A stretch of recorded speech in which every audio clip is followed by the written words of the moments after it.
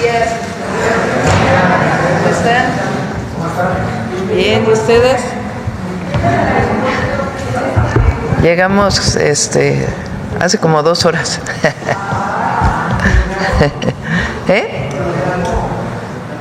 Poquito. Bueno, buenos días a todas y a todos.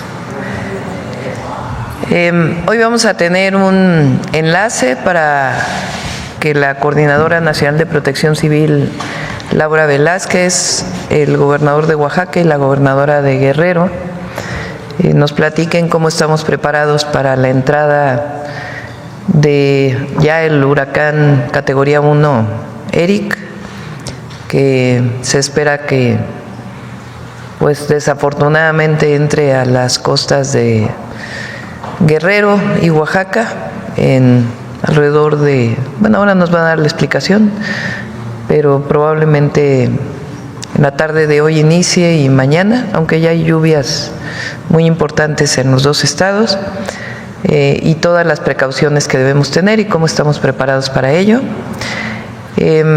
Hoy hablamos de infraestructura, entonces está aquí el vicealmirante Octavio Sánchez Guillén, que es el nuevo responsable del corredor interoceánico, nos va a dar un avance de cómo vamos con el corredor interoceánico, y al cierre el detector de mentiras. Nos acompaña también Rosa Isela Rodríguez, que llevó muy bien la mañanera el día lunes y martes, para cualquier duda también de estos días.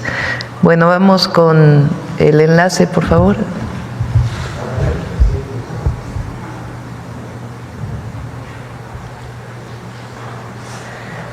Buenos días, Laura, buenos días, Evelyn, buenos días, Salomón. Muy buen día, Presidenta. Con el permiso de usted, me voy a permitir dar un informe de las tareas que hemos realizado en el estado de Oaxaca y en el estado de Guerrero por el posible impacto del huracán categoría 1 hasta el momento llamado Eric. El último corte que tenemos, si nos pusieran la presentación, sería muy importante para que vieran la imagen de cómo se encuentra este huracán. Al último corte de las 6 de la mañana, conforme la información que nos da el Servicio Meteorológico Nacional, la tormenta tropical Eric evolucionó a huracán categoría 1. Se ubica a 225 kilómetros al sur-suroeste de Puerto Ángel, Oaxaca, y a 440 kilómetros al sureste de Punta Maldonado, esto del estado de Guerrero. Presenta vientos máximos sostenidos de 120 kilómetros por hora y rachas de 140 kilómetros por hora, con una velocidad de desplazamiento hacia el noreste de 11 kilómetros por hora. Se mantiene la zona de prevención por efectos de huracán desde Puerto Ángel, Oaxaca, hasta Acapulco, Guerrero, y zona de vigilancia por efectos de huracán desde el oeste de Acapulco hasta Tecpan de Galeana, Guerrero. Al momento, el sistema de alerta por ciclones tropicales se encuentra en color amarillo, es decir, en un peligro moderado. Eric podría evolucionar hasta huracán de categoría 2. Aproximadamente en los primeros minutos del día de mañana, jueves 19 de junio, y de acuerdo a los pronósticos del Servicio Meteorológico Nacional, podría estar ingresando a la tierra entre Oaxaca y Guerrero en el transcurso del día de mañana. Es muy importante mencionar cuál es el pronóstico para el día de hoy de las lluvias que tendremos en esta zona de nuestro país. Se presentarán lluvias torrenciales entre 150 a 250 milímetros en Guerrero, en Oaxaca y en Chiapas, las cuales pueden originar el incremento en los niveles de ríos, arroyos y deslaves, encharcamientos e inundaciones en zonas bajas de los estados indicados. Asimismo, se prevén vientos sostenidos de 100 a 120 kilómetros por hora, con rachas de 130 a 150 kilómetros por hora. En la siguiente lámina, Presidenta, informa usted sobre las acciones de prevención y preparación que se realizaron y se están realizando en el estado de Oaxaca y de Guerrero. El día de ayer, en Puerto Escondido, como parte de las acciones de prevención y preparación establecidas por la Coordinación Nacional de Protección Civil, se llevó a cabo una reunión con la Defensa, Marina, Guardia Nacional, la Comisión Federal de Electricidad, Conagua, el Gobierno de Oaxaca y el Ayuntamiento de San Pedro Mixtepec, donde se definieron las siguientes acciones para el estado de Oaxaca. Identificación de zonas de riesgo en donde se llevan a cabo recorridos preventivos. Asimismo, el aviso y la comunicación del riesgo a la población por medio del perifoneo y redes sociales. La definición de rutas de evacuación y activación de refugios temporales. El día de hoy, en conjunto con la gobernadora de Guerrero, la maestra Evelyn Salgado Pineda, se instalará el puesto de mando para continuar con las acciones de preparación en conjunto con los 3 niveles de gobierno en el estado de Guerrero, que se llevan a cabo los recorridos en zonas de riesgo y se alerta a la población ante el incremento de la intensidad de ERIC. Asimismo, Presidenta, informarle a usted y al pueblo de México que se han activado el plan DN3E, el plan Marina, así como todos los protocolos de actuación ante emergencias por parte de la CFE, Conagua y la Secretaría de Infraestructura, Comunicaciones y Transportes. De igual manera, se mantienen en sesión permanente los consejos estatales de Protección Civil de Oaxaca y de Guerrero. En la siguiente lámina, Presidenta, informarle a usted que se encuentra un despliegue muy importante por parte del gobierno federal. De la Defensa, 8,231 elementos distribuidos en la siguiente manera: 3,641 elementos en Oaxaca, 4,590 en Guerrero. Asimismo, por la Secretaría de Marina, 9,071 elementos que están distribuidos en Oaxaca, 6,418 y en Guerrero 2,653. En el transcurso del día de hoy y de mañana, este número de elementos de servidores públicos federales se incrementará. Asimismo, se encuentran elementos y equipo especializado de Conagua, de la Comisión Federal de Electricidad y de la Secretaría de Infraestructura, Comunicaciones y Transportes. Presidenta, la información que nos da el Servicio Meteorológico Nacional es que tenemos, en la siguiente lámina podemos ver cuál es la costera que tenemos, acciones preventivas trabajadas y trabajando con el estado de Oaxaca y de Guerrero. Tenemos 22 municipios ubicados en el estado de Oaxaca que podrían tener la presencia de fuertes lluvias. Aún no está definido el ingreso de el huracán, pero puede ser entre San Pedro Mixtepec y Acapulco. 22 municipios de Oaxaca y 10 del estado de Guerrero. Si me lo permite, podría dar los nombres de los municipios, Presidenta. Adelante, Laura. Gracias. De Oaxaca, Santa María Colotepec, San Pedro Mixtepec, Villa de Tutepec, Santiago Jamiltepec, Santiago Pinotepa Nacional, San José Estancia Grande, Santo Domingo Armenta, Santiago Tapextla, Santa María Tonameca, San Pedro Pochutla, Santo Domingo de Morelos, San Bartolomé Loxicha, San Gabriel Mixtepec, Santos Reyes Nopala, Santa Catarina Juquila, San Miguel Panixtlahuaca, Santiago Tetepec, Tataltepec de Valdés, Santa Catarina Michoacán, San Andrés Huaxpaltepec, Santa María Cortijo y San Miguel Tlacamama, esto en Oaxaca. Y para Guerrero, tomar previsiones en los municipios de Coajinicuilapa, Ometepec, Marquelia, Osoyú, Cuchitán, Copala, Florencio Villarreal, Cuautepec, San Marcos y Acapulco. Por último, Presidenta, informarle a usted que continuamos en semáforo amarillo. Muy probablemente estaremos incrementando esta alerta en el transcurso de la tarde-noche del día de hoy. Y unas recomendaciones muy importantes para la población, aprovechando que esta conferencia, esta mañanera del pueblo llega a toda la población de nuestro país. Mantenerte informado y alerta. Hay que mantenerte alerta en las comunidades y de los comunicados oficiales y la toma en cuenta de las medidas establecidas por las autoridades de protección civil federal, estatal y municipal. Permanece en un lugar seguro y evita salir de tu casa. Evita arrojar objetos en la calle. No arriesgues tu vida al intentar cruzar corrientes de agua. Evita tocar postes, cajas de luz o cables de energía eléctrica.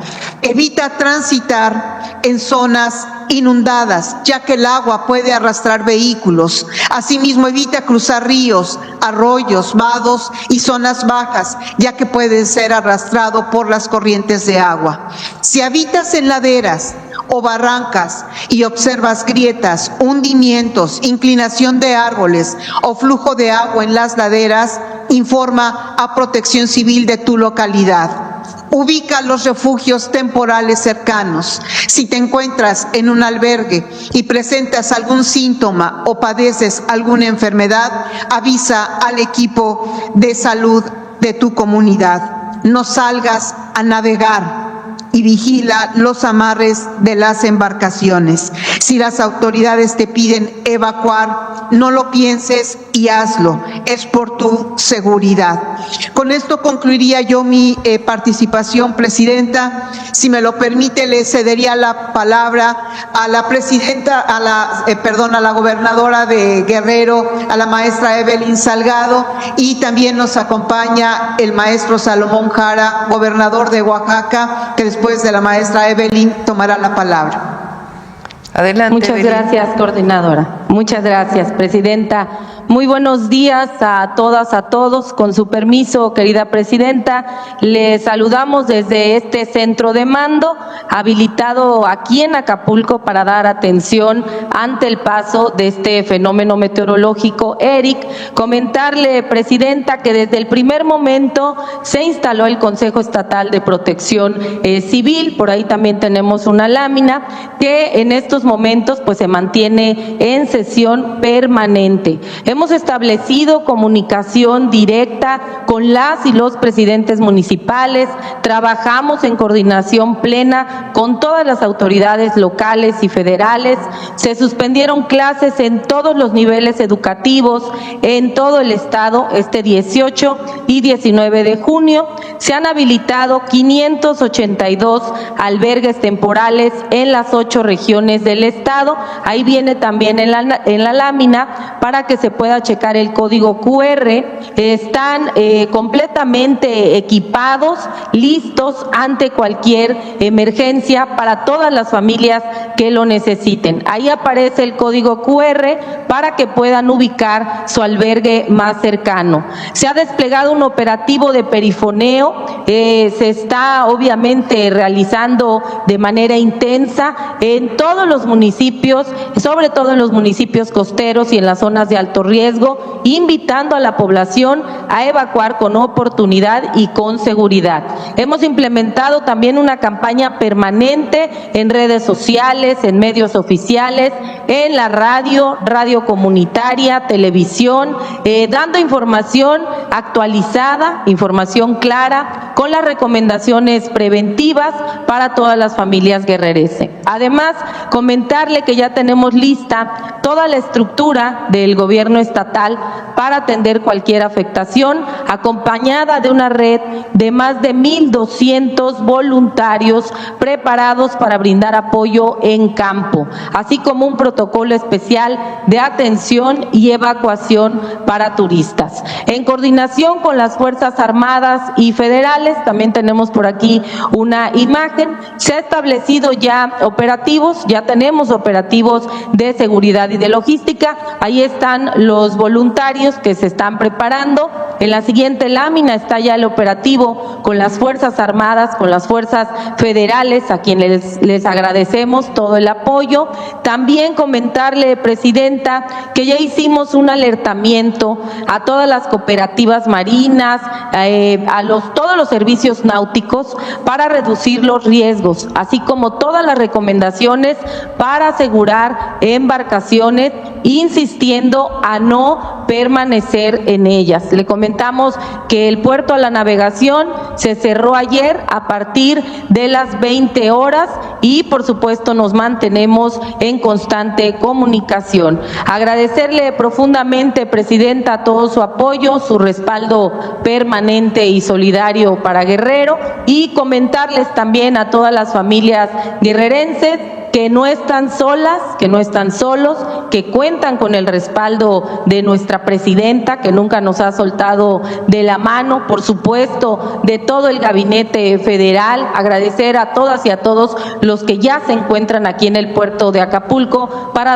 dar atención inmediata ante el paso de este huracán Eric. Pedirles que se mantengan informados a través de las páginas oficiales y recordar que, por supuesto, la prevención es tarea de todas y de todos. Aquí seguimos, Presidenta, con todo el trabajo. Vamos a continuar en estas siguientes horas con el perifoneo intenso, con toda la información, coordinación y comunicación con las presidentas, presidentes municipales y, por supuesto, con la población. Sigamos unidos, con responsabilidad y con esperanza por todas las familias guerrerenses. Le mandamos un fuerte abrazo, Presidenta. Muchas gracias. Muchas gracias, Evelyn.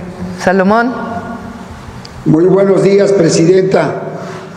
Quiero informarle que el día de ayer en Puerto Escondido instalamos la sesión extraordinaria del Consejo Regional de Protección Civil con 35 presidentes y presidentas municipales de la costa oaxaqueña y de la Sierra Sur. Nos acompañaron en esta sesión la Marina, la Guardia Nacional y la Secretaría de la Defensa. Ahí tomamos decisiones y asignamos tareas coordinadas para instrumentar acciones preventivas oportunas.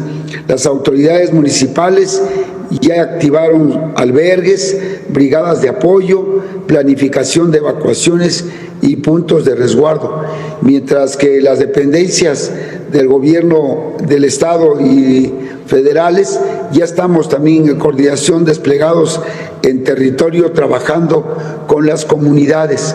Quiero comentarle que este modelo de acción conjunta, Presidenta, es producto de las lecciones que hemos aprendido con respecto a estos fenómenos meteorológicos anteriores y nos permitirán responder en tiempo real y de manera adecuada a los desafíos que ERIC pueden representar para las poblaciones más expuestas. Agradecemos mucho su apoyo, siempre usted nos ha brindado y todo su apoyo, y hoy contamos también con el despliegue activo de instituciones federales como la Secretaría de Infraestructura, Comunicaciones y Transportes, Conagua, el IMSS Bienestar, que por cierto ayer coordinamos acciones para desplegar medicamentos, abasto de medicamentos en la mayor parte de todos los hospitales y clínicas que se encuentran en la región de la costa y de la Sierra Sur y del Istmo de Tehuantepec. Este trabajo conjunto nos fortalece y demuestra que cuando hay voluntad política y compromiso humano, las respuestas pueden ser inmediatas y efectivas. Desde Oaxaca, Presidenta, estamos listos para cumplir con esta gran responsabilidad y quiero comentarle que vamos a estar muy pendiente en toda la región, tanto en la costa como en el istmo. Le informo también que se han suspendido clases en 16 municipios, 43 municipios, perdón, son 16 del istmo y de la costa. Se hicieron también la suspensión de varios municipios, fundamentalmente de Cortijos, Llano Grande, Pinotepa Nacional, Jamiltepec, así como los municipios de Huaspaltepec, Huazolotitlán. Estos son los municipios que se suspendieron el día de hoy clases. Muchas gracias, Salomón. Pues esta es la información. Nuevamente se espera que el huracán Eric, que en este momento es categoría 1 y podría llegar a categoría 2, entre a las costas de Oaxaca y Guerrero esta noche, la madrugada del día de mañana, y está ya desplegado el plan de N3, el plan Marina, como ustedes escucharon, todas las áreas de protección civil municipales, estatales y federales. Y a la población decirle que se mantenga atenta a la comunicación oficial, resguardarse en sus casas, no salir.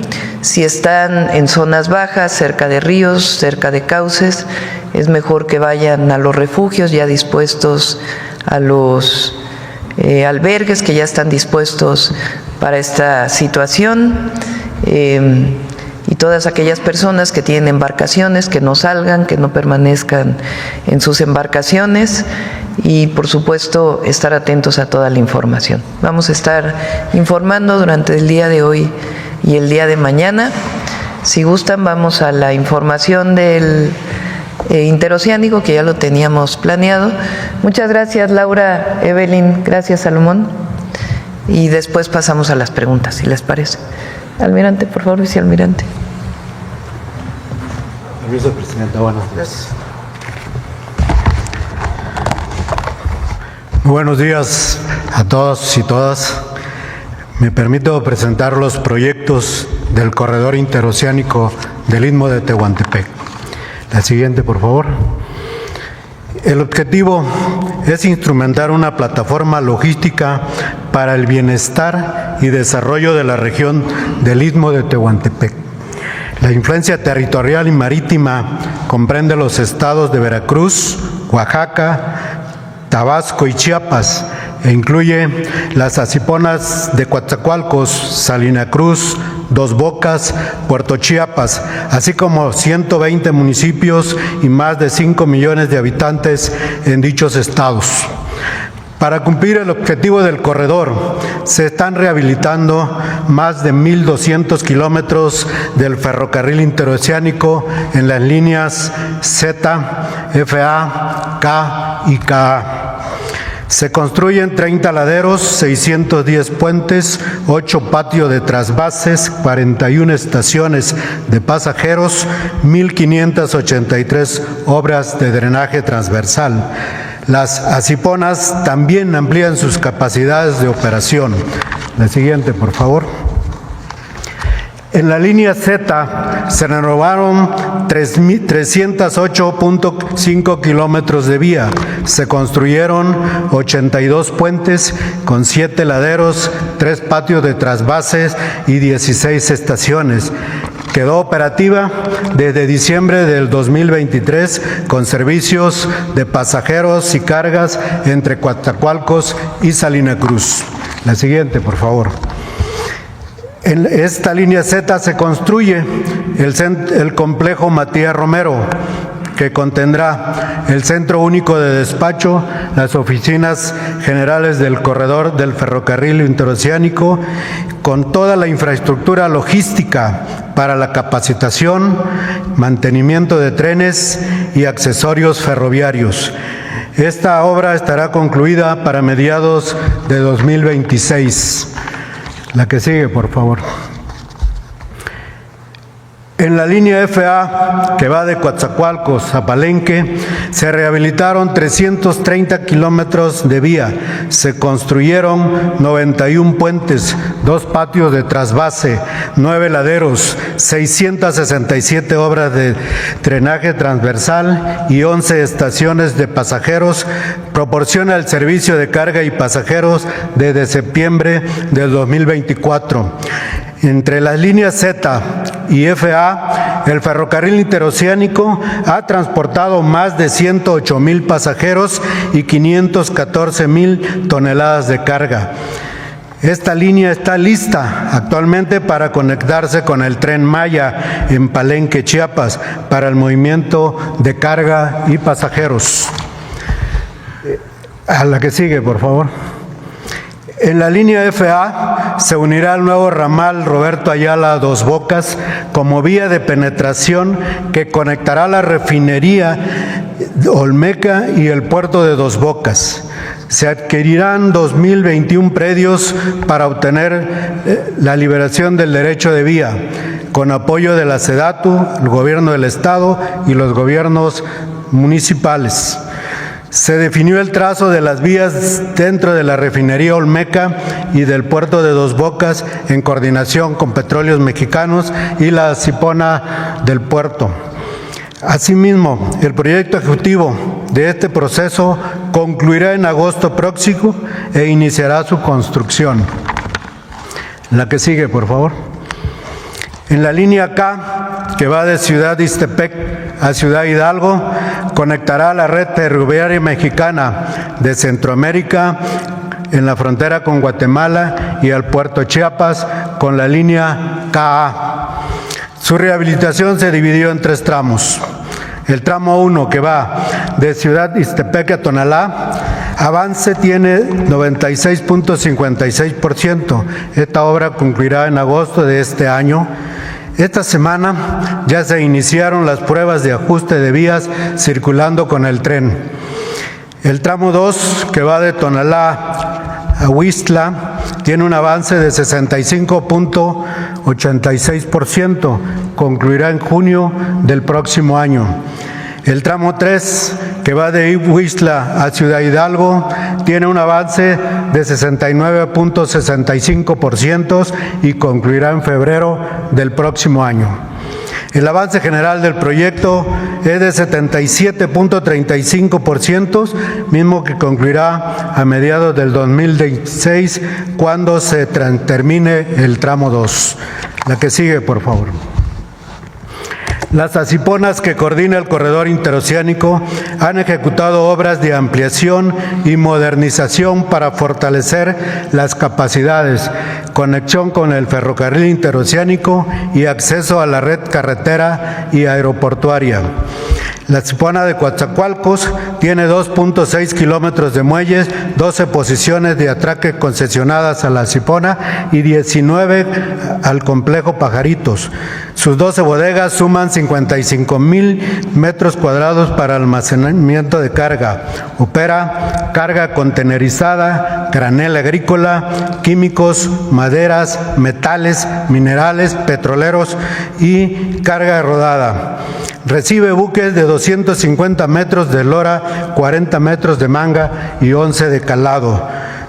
Como trabajos complementarios en este puerto se modifica la altura de un rack de ductos de hidrocarburos para el paso de trenes, cuyo avance es del 80.38%. La que sigue, por favor. El puerto de Salina Cruz tiene 2 muelles de terminales de usos múltiples y 12 posiciones de atraque para diversos servicios de carga. Sus 5 bodegas pueden almacenar 18,500 metros cuadrados de carga y tiene 96,100 metros cuadrados de patio. Opera carga contenerizada, granel agrícola, granel mineral, fluidos petrolíferos y carga rodada. Recibe buques de hasta 198 metros de eslora, 32 de manga y 11 metros de calado. En construcción, 2 centros reguladores de tráfico, uno para estacionamiento y otro para vialidades. Tienen avances de 75.9 y 43.9% respectivamente. La construcción de terminales especializadas de contenedores se iniciará cuando se alcance la meta de 150,000 TEUs anuales. La que sigue, por favor. El puerto de Dos Bocas cuenta con una terminal de usos múltiples con 2 posiciones de atraque. Se construye un nuevo muelle para la terminal de usos múltiples, cuyo avance actual es 98.2% y concluirá a finales de este mes.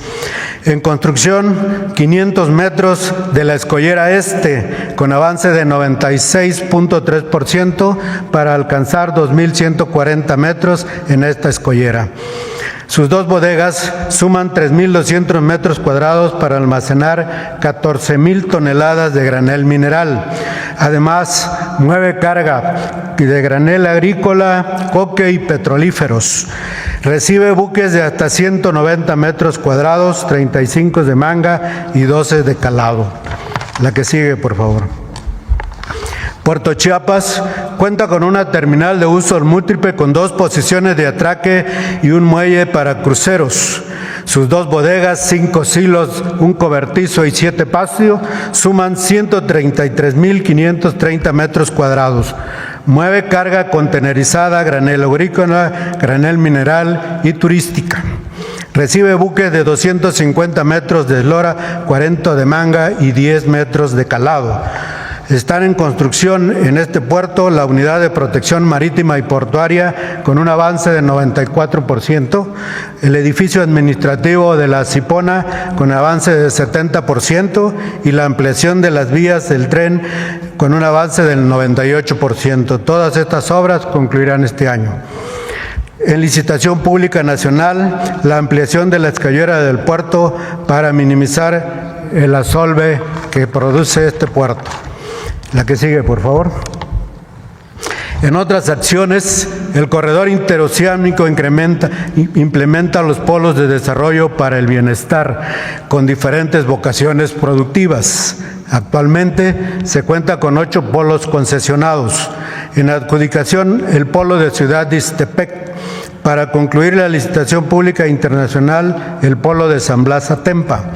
Se inició la licitación pública nacional de Tapachula 1 y Tapachula 2 con la publicación de la convocatoria en el Diario Oficial, abierta del 11 al 7 de julio del presente año.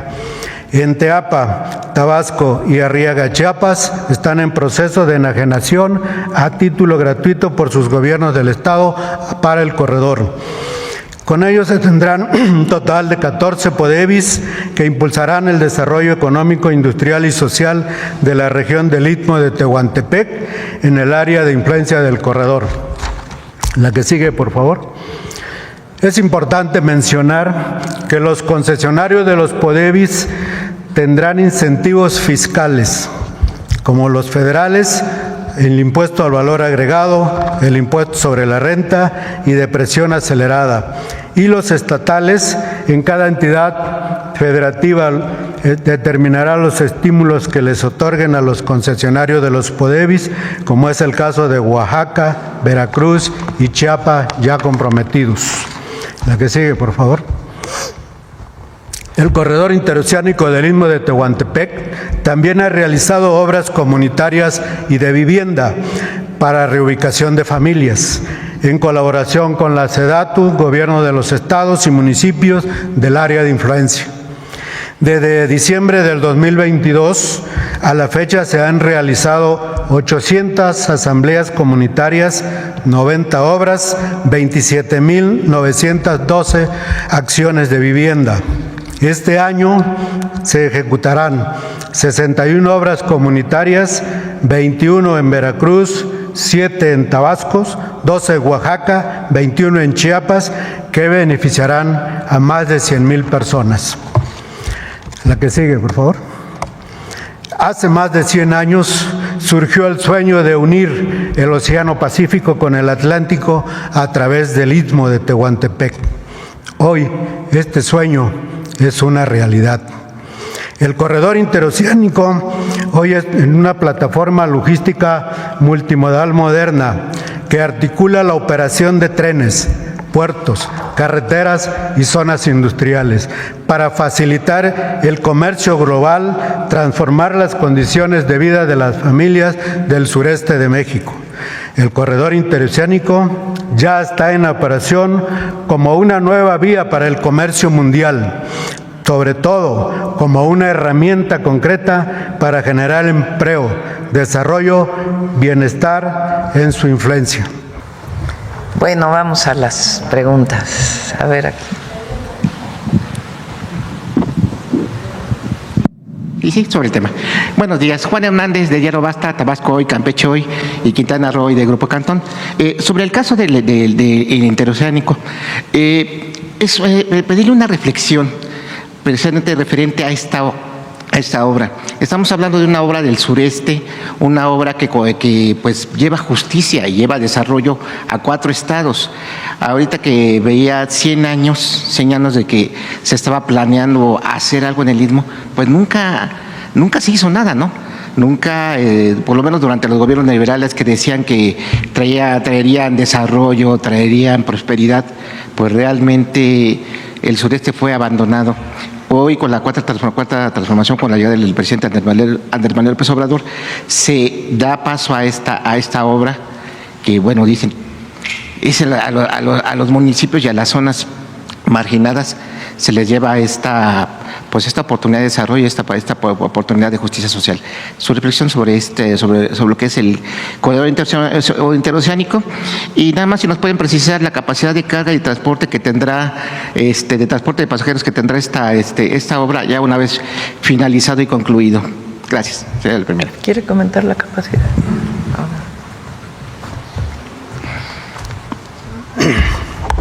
Bueno, como ya se les había comentado, las capacidades de carga del interoceánico tienen que ver con las capacidades de carga de los puertos donde llega la carga, ya sea transnacional, que vaya de un puerto a otro. Vamos a tener los 4 puertos conectados para poder mover todo tipo de carga, es decir, del puerto de Dos Bocas al puerto de Salina Cruz, del puerto de Coatzacoalcos o al puerto de Puerto Chiapas. Los 4 puertos van a estar conectados y tendrán capacidad los trenes para mover carga de uno a otro puerto, y van a poder tener capacidad para mover pasajeros también constantemente. Un aproximado que nos dé, o sea, aquí mencionaba 108,000 pasajeros, pero pues digamos en su conjunto, digo, va a ser una obra que se va a estar constantemente moviendo y bueno, pues que vean. Claro, esto depende mucho de la demanda que haya de pasajeros. Actualmente, como ustedes saben, el tren no tiene gran capacidad de pasajeros, por eso lo estamos operando apenas de jueves a domingo. Pero en cuanto la gente lo empiece a utilizar, van a aumentar esas capacidades que ya las tenemos consideradas. Gracias. Gracias. Es una obra muy importante. Mira, pon la primera lámina. La primera, por favor. El sureste es la zona, la región, o era la zona, la región menos conectada, tanto para pasajeros como para carga. Ahora, pues, el interoceánico no solamente es una conectividad entre Veracruz y Oaxaca, sino que, pues, permite la conectividad entre el Pacífico y el Atlántico. Es una alternativa al Canal de Panamá.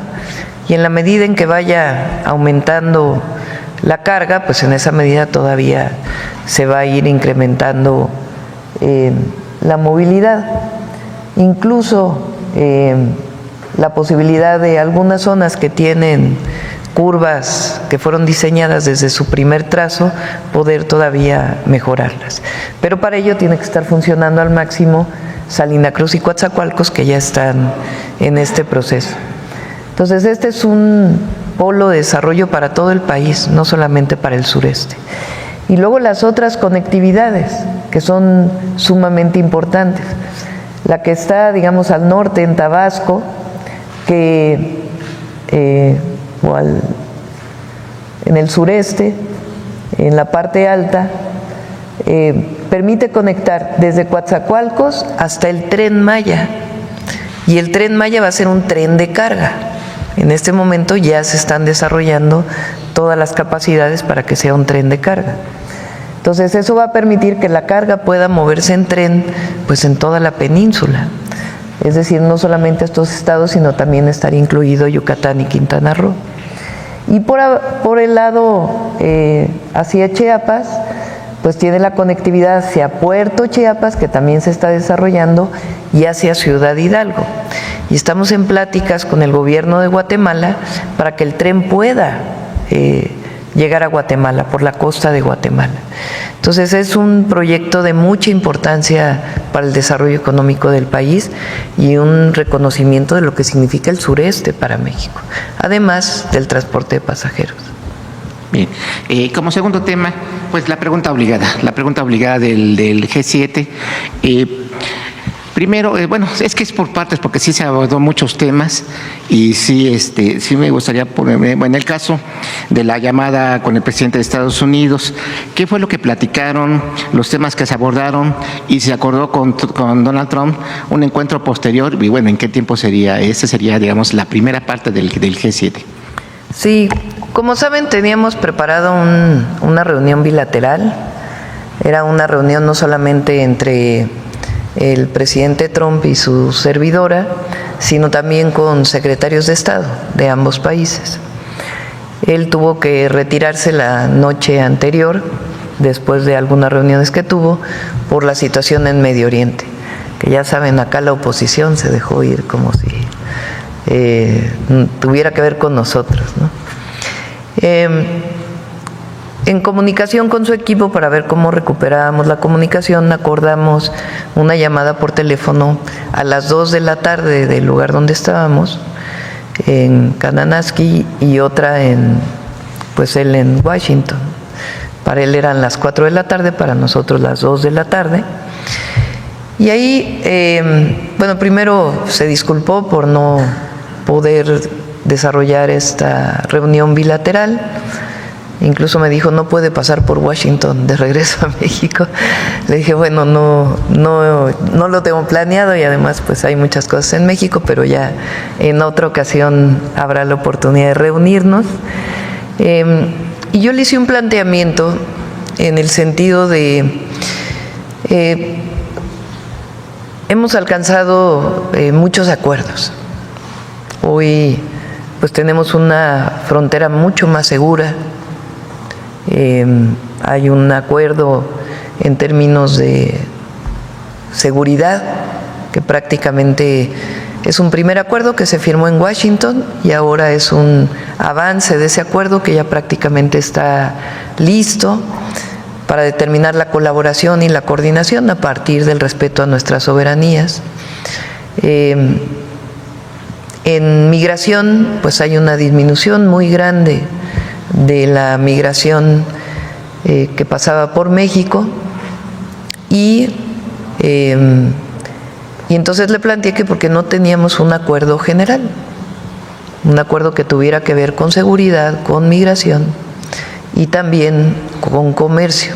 Esto no tiene nada que ver con que se mantenga el Tratado de Libre Comercio, que se mantiene el tratado, que en todo caso se revisará, sino que en este momento podamos llegar a un acuerdo general. Ahí le mencioné también la importancia de reconocer a los mexicanos en Estados Unidos, mexicanos, familias mexicanas que llevan años viviendo, que trabajan por Estados Unidos, que él sabe de estas familias. Se lo planteé y dijo, es cierto, hay muchas familias mexicanas que trabajan por el bien de nuestro país. Entonces le planteé este acuerdo general y él estuvo de acuerdo. Entonces, el día de mañana, hoy es miércoles o jueves, el viernes va Marcelo Ebrard para reunirse de nuevo con el secretario de Comercio de los Estados Unidos para avanzar en los temas de comercio que tenemos pendientes y en el caso de seguridad y migración, que nosotros queremos que incluya a las familias mexicanas en Estados Unidos, pues ya se estaría viendo con el Departamento de Estado. Entonces fue una buena conversación. Duró pues cerca de 20 minutos, estaba presente el gabinete, los secretarios que fueron conmigo. Y bueno, pues esperamos que siga avanzando. Esta fue la llamada.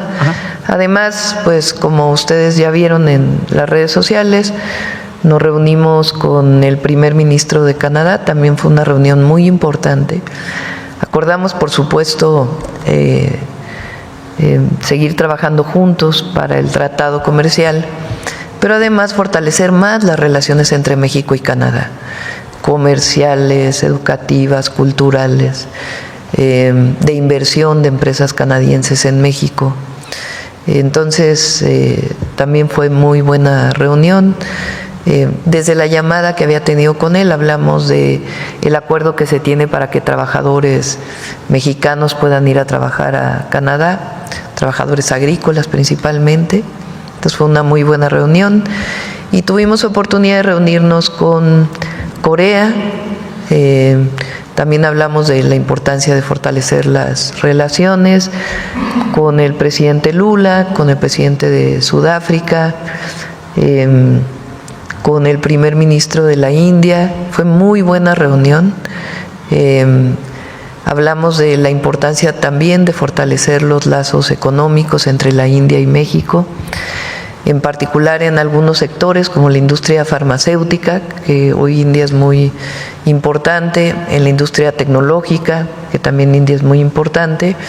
Invité a que hubiera pues acuerdos de inversión, incluso entre Birmex. Le platiqué que pues había aquí un equipo de Serum en México. Entonces fueron muy buenas reuniones, la verdad. México es muy bien recibido, muy bien recibido. Pero hay que decirlo, no es la presidenta de México, es México y lo que representa a nuestro país. Fuimos muy bien recibidos. En la plenaria hicimos un planteamiento general sobre la paz, pues más en estos momentos.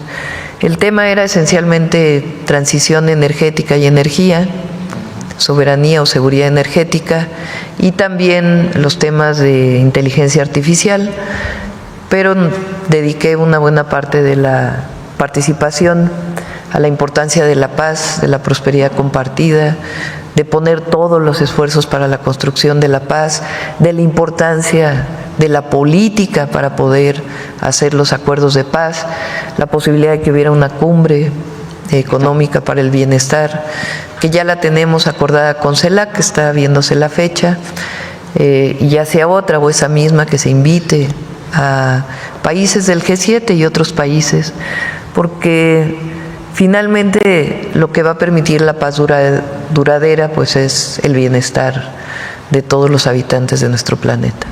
Esta cumbre del bienestar que usted está mencionando, México sería el anfitrión. Podría ser. Por lo pronto, en términos de la cumbre con CELAC, lo está viendo el presidente Petro para ver las fechas y cuándo sería, y la sede también. Nosotros podríamos poner México como la sede, pero pues está a definirse. Y lo importante pues es la posición que siempre ha tenido México en todos los foros internacionales de construcción de la paz y respeto a las soberanías. ¿Sería en este año la cumbre o en el 26? Estaría por definirse. Ajá. Bueno, tomando esa parte de su intervención en el G7, bueno, ¿hará pública usted su participación ahí en Sí, en un ratito va a salir grabada, la grabé con escenas de la visita completa. Y también agradecerle a la comunidad mexicana allá en Vancouver, que nos recibieron, la verdad, muy amorosos. Ya no hubo tiempo, pero me habían pedido que hubiera una reunión con ellos, pero la verdad muy, muy hermoso pues el recibimiento. Nada más también de esto del G7, se mencionó que habló con Guterres de la ONU y también habló con el representante del Banco Mundial. ¿Qué fue lo que le externaron a usted? Bueno, con el secretario general de Naciones Unidas fue un momento en lo que esperábamos para entrar a la fotografía oficial. Pues está preocupado por la situación mundial y la importancia de la construcción de la paz.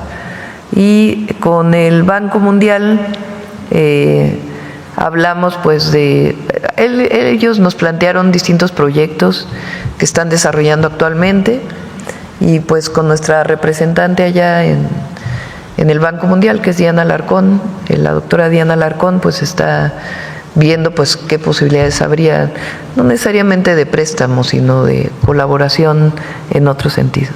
Y hablando de colaboración, ¿cómo recibieron el Plan México, tanto los empresarios allá Muy de Canadá? bien, el primer día tuvimos reunión con empresarios de Canadá, muchos de ellos ya tienen inversiones en México y quieren ampliarlas, y algunos otros que quieren tener nuevos desarrollos. Planteamos que pues cuál era el Plan México, las oportunidades de inversión, los polos de bienestar, y pues quedaron de seguir trabajando con el secretario de Hacienda que nos acompañó y el secretario de Economía. Bueno, y finalmente 2 preguntas más. Una, ¿cuál sería usted el mensaje que le daría a la oposición, sobre todo a estos opinólogos, a estos, pues ya no sé cómo se pueda calificar, que celebraron que se haya cancelado la reunión con usted, con Trump, que bueno, hasta que se viaje en un vuelo, que se viaje en el otro. La despreciaba, así que algunos utilizaban esas palabras, o que realmente México no era importante. Pues para ignorancia, ¿no? En el fondo es ignorancia, o querer tergiversar la realidad para decir que Trump se fue, o el presidente Trump se fue para no reunirse con nosotros. Es un absurdo. Si no, ni siquiera se hubiera llevado a cabo la llamada, ¿no? Entonces, pues él se retiró y dio los argumentos y vimos todas sus publicaciones en su red social muy preocupantes, la verdad, por la situación en Medio Oriente y esta guerra que hay hoy entre Israel e Irán. Entonces, pues él incluso dio la razón. Entonces, es como, pues, ya no sé, como bien dices tú, no sabemos ni qué adjetivo ponerles, pero es mucha ignorancia o querer pensar que la gente es ignorante y que los comentarios que ellos están poniendo pues van a suponer que lo que dicen es realidad. Es una posición muy mezquina el querer que le vaya mal a México en el extranjero, ¿no? Bueno, ellos, ya ven que cuando llegamos todos decían, ojalá le vaya bien a la presidenta, porque si le va bien a la presidenta, le va bien a México. Pero ellos al revés, buscan que le vaya mal a México para que le vaya mal al proyecto que representamos. Y pues es una posición pues muy antipatriota, ¿no? Finalmente, es que ahorita que hablaba de lo de protección civil, nada más si nos pueden, ¿en dónde la población puede, ahorita que estaba checando, en dónde la población puede checar en este caso los refugios, los 22 de Oaxaca, a ver los si nos de Guerrero, ponen las páginas, si los pueden poner precisamente favor, para... y las redes sociales de la Coordinación Nacional de Protección Civil, de CONAGUA, incluso de Secretaría de Marina y las coordinaciones de protección civil de los estados. Sería todo. Muchas gracias. Gracias. A ver, acá y luego vamos para acá y luego para acá. Gracias, presidenta. Acerca del tema de las reuniones bilaterales que sostuvo en Canadá, ¿hubo algunos acuerdos de inversión? ¿O solamente fueron pláticas generales y se verá en el futuro en las reuniones con comitivas de los países con los que platicó usted? Me faltó la Unión Europea también. Hablamos o sea, acordamos que nuestros gabinetes, nuestros secretarios, en nuestro caso, secretarias, ministros y ministras de los países con los que platicamos, se van a reunir.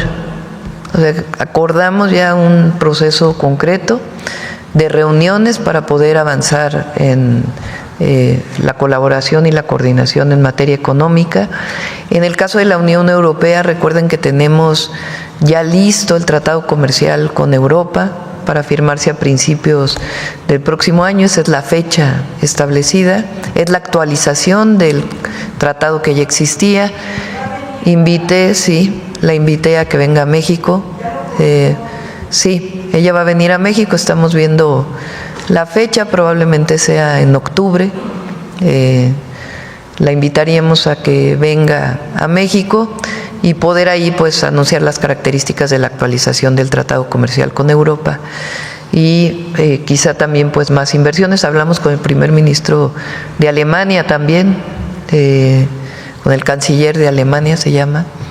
Él también muy interesado le hablamos de la propuesta de la industria farmacéutica, sus plantas automotrices que están en México y algunas otras propuestas que tenemos, como por ejemplo plantas que producen equipo para tratamiento de agua, con el programa ambicioso que tenemos para Conagua, que pudieran instalarse en México. Entonces quedamos también de que nuestros equipos se van a reunir para poder ya pues hacer un plan de trabajo muy concreto. Gracias. Presidenta, aquí el lunes en la rueda de prensa hubo un tema que despertó muchísima polémica del Infonavit.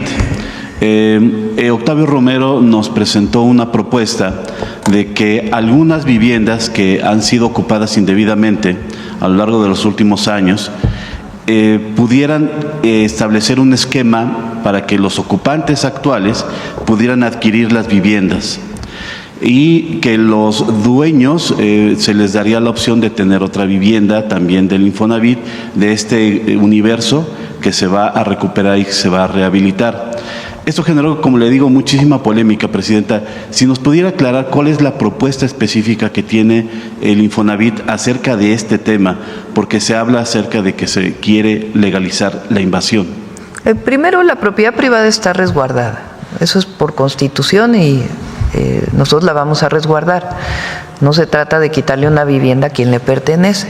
Eso tiene que quedar muy claro y que no haya duda respecto a eso, para que no haya estas malas interpretaciones que se hicieron por parte de algunas personas que escriben en los medios, comentócratas.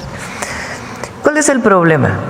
México, durante mucho tiempo el Infonavit se dedicó a construir viviendas alejadas de los centros de población, en donde los trabajadores pusieron créditos en esas viviendas y en primer lugar hubo muchísimo fraude, muchísimo.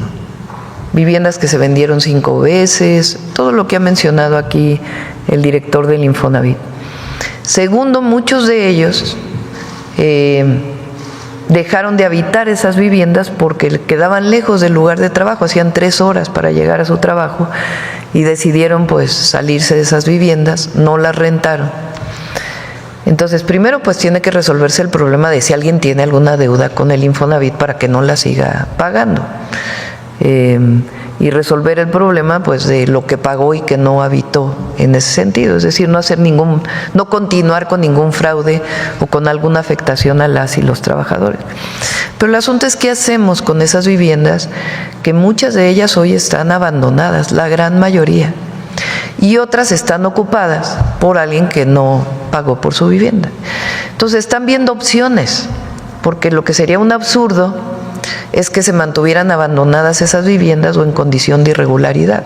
Entonces, cumpliendo la ley, cumpliéndole a los trabajadores, que no hubiera ningún fraude de por medio, ni nada que tuviera que ver con una afectación a una propiedad privada o a un trabajador, pues están viendo las opciones para que esas viviendas no queden en el abandono, o sencillamente cerrar los ojos y decir, pues están ocupadas ilegalmente, no hacemos nada. La cantidad de dinero que se gastó en despachos para recuperar esas viviendas que no fueron recuperadas es de miles de millones de pesos. Es decir, ya se probaron varias rutas.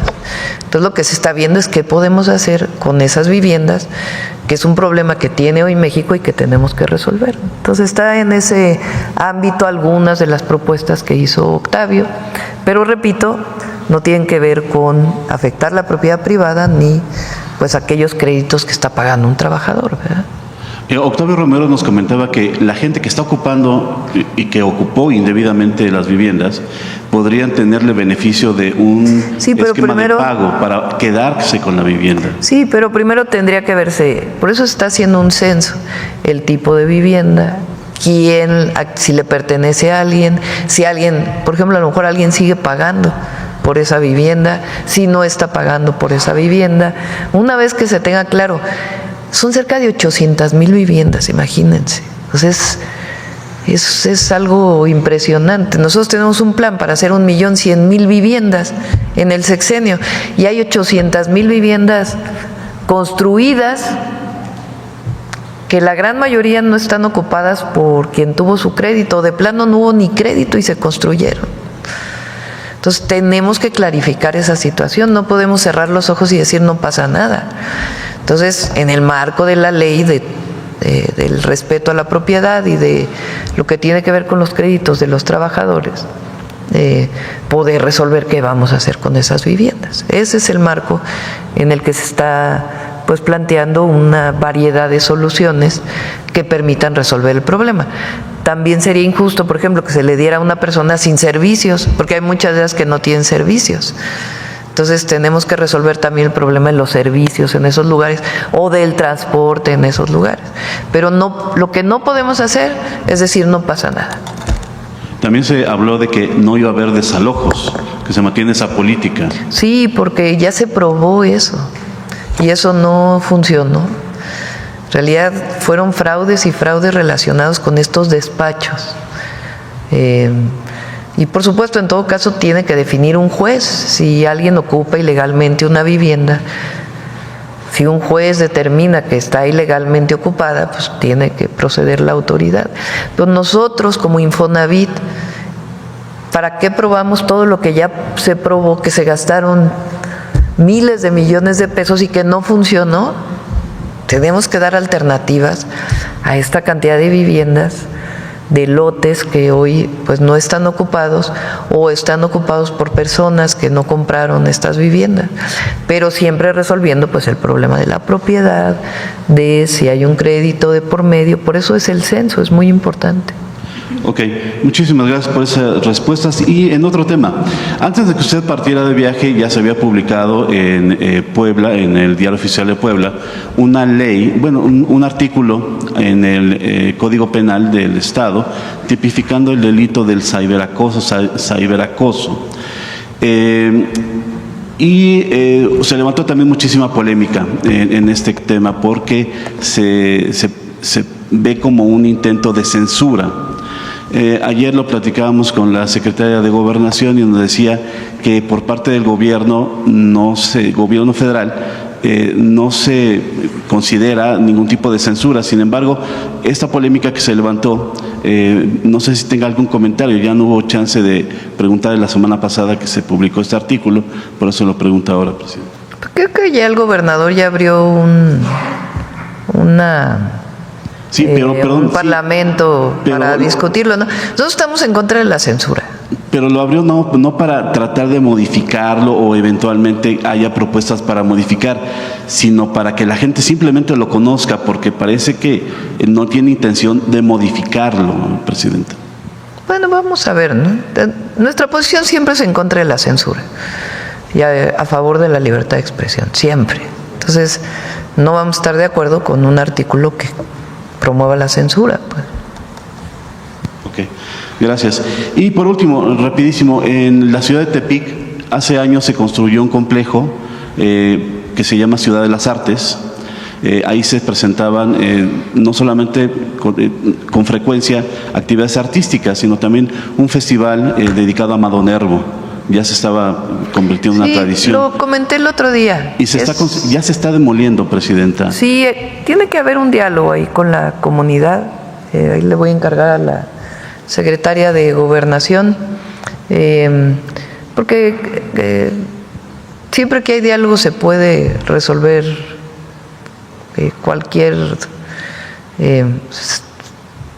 se pueden resolver las dos cosas. Entonces yo creo que si hay diálogo es factible resolver. Gracias. Bueno, vamos acá. Gracias, presidenta. Buenos días. Preguntarle, en esta cumbre a la que fue invitada por el primer ministro de Canadá, hubieron 3 figuras muy importantes femeninas con posturas políticas muy diferentes, pero no por ello una menos importante que otra. Preguntarle, ¿qué significa que 3 mujeres participen en este foro mundial tan importante? Pues al revés, debería de haber más mujeres, ¿no? solo 3. La primera ministra, ¿no?, de Italia, Meloni, que por cierto me tocó sentarme junto a ella en la cumbre, y la responsable de la Unión Europea, ¿no? La presidenta se llama, de la Unión Europea. Entonces, pues qué bueno que hay 3 mujeres. Y siempre pues hay posiciones distintas, ¿no? Hay que decirlo. Pero qué bueno que por lo menos había 3 mujeres. Claro, se espera la participación de más mujeres, pero además preguntarle, en estas pláticas que pudo tener con líderes mundiales, preguntarle qué le decían acerca o cómo ven a México en un tema económico, preguntar si se trató algo Pues de eso. todos ven a México muy bien. Hubo muchas reconocimientos, en algunos casos hasta alabanzas de lo que está pasando en México, de la importancia de lo que está ocurriendo, de la importancia económica que tiene nuestro país, de todos, o sea, no hubo, todos hablaron muy bien de México. Entonces realmente algunos no lo quieren creer, no les molesta, pero México es muy bien visto en todo el mundo, en todo el mundo. Somos un gran país, que no haya estos complejos de los presidentes de antaño que no querían a México, no se sentían orgullosos. Cuando uno está orgulloso de su patria, de su pueblo, pues se transmite al mundo entero. Claro, además preguntarle, en el discurso ayer a medios de comunicación ofreció un pequeño mensaje a su regreso al país, decía que había hablado acerca de los mexicanos, los migrantes en Estados Unidos. Preguntarle si nos puede contar un poco más de qué fue lo que se habló o a qué se refería. Esencialmente en mi discurso lo que dije es, hay mexicanos que viven en Estados Unidos que lo que merecen es respeto, reconocimiento, pagan impuestos, trabajan, son personas de esfuerzo en todos los sectores, y lo que merecen es reconocimiento, no discriminación. ¿Y hubo alguna acompañamiento de algún líder o alguna reflexión que le hicieran particularmente al tema? Son eventos donde cada quien lleva preparado un discurso, la verdad. Y ya después de las cumbres es cuando en todo caso viene una reflexión sobre la cumbre. Bien, finalmente preguntarle, en su reunión con el primer ministro de India, Narendra Modi, India es muy importante en un tema de medicamentos. Preguntar si específicamente se acordó Sí, hablamos de medicamentos, hablamos de tecnología, hablamos de muchos temas en donde podemos cooperar y colaborar. ¿Se acordó algo sobre el suministro de medicamentos hacia nuestro país? Más que el suministro, lo que nosotros queremos son inversiones conjuntas. O sea, porque ya traemos... India es una de las grandes farmacias, por decirlo así, del mundo. Ellos llevan 30 años desarrollando lo que México dejó de desarrollar. Imagínense que la India vino a Birmex hace años para ver cómo Birmex había desarrollado su capacidad para hacer vacunas. Después, en los gobiernos neoliberales, todo eso se acabó. India se llevó parte de ese ejemplo y otros de otros lugares del mundo para desarrollar su industria farmacéutica. Entonces es hoy pues uno de los grandes productores de medicamentos y equipos médicos del mundo. Entonces nosotros ya compramos medicamentos de la India. Lo que queremos es que haya inversiones conjuntas en México. Por ejemplo, que haya una inversión conjunta entre Birmex y Serum para que recuperemos la capacidad de hacer vacunas. Ahora es al revés, nosotros vamos para allá, para toda la nueva tecnología que han desarrollado, podamos desarrollarla en México, y también que empresas de la India puedan invertir en México para tener mayor capacidad de producción de medicamentos y equipos médicos en nuestro país, además de las propias empresas mexicanas, por supuesto. Pero estamos buscando, se lo planteé a Alemania también, que tiene una industria farmacéutica muy potente, que pudiera invertir en México, entre otros sectores de la economía. Y hay mucho interés. Por supuesto, una parte del interés tiene que ver con seguir exportando a Estados Unidos, que es el principal mercado del mundo. Pero otra parte muy importante tiene que ver con nuestro mercado interno y con que México también pueda exportar no solo a Estados Unidos, sino a otros lugares. Entonces, por ejemplo, en el nuevo tratado comercial con Europa cambian algunos aranceles que se tenían antes, pero en la idea nuestra de complementariedad y que también nosotros podamos exportar más hacia Europa. Entonces estamos abriendo otros espacios. Con Brasil, por ejemplo, acordamos que en agosto pudiera venir su secretario de Comercio a México, que es algo que teníamos pendiente. Vino el secretario de Hacienda para poder establecer las áreas de complementariedad en nuestras economías y poder fortalecer ambas economías. No se trata de sustituir lo que producimos aquí para poder importarlo de Brasil, sino aquello que no tiene Brasil, que nosotros podamos proveerlo, y aquello que tiene Brasil y nosotros no tengamos, ellos puedan, no solamente en términos de tratado comercial, sino de inversiones. Entonces, pues es parte del Plan México. Entonces, esta colaboración, esta comunicación que se tiene a nivel de jefes de Estado ayuda mucho, porque entonces ya hay un acuerdo para poder trabajar conjuntamente para el desarrollo del país. Presidenta, preguntarle una cosa más. En el G7, durante este foro, se discutieron también conflictos internacionales que hay en el mundo. Preguntarle si hay algún riesgo para el mercado petrolero y si hay algún impacto que eso pueda ocasionar en la economía mundial o de México. Bueno, ha subido el precio del petróleo por pues la guerra en la que se encuentran hoy Irán e Israel, y pues si se agudiza puede seguir creciendo el precio del petróleo. Nosotros hemos aumentado mucho el abastecimiento propio de petróleo. Dos Bocas está funcionando ya casi al 100%, ya están los 2 trenes en operación, que es algo muy importante. Entonces, en términos de producción de gasolina, de diésel, ya dependemos poco del exterior.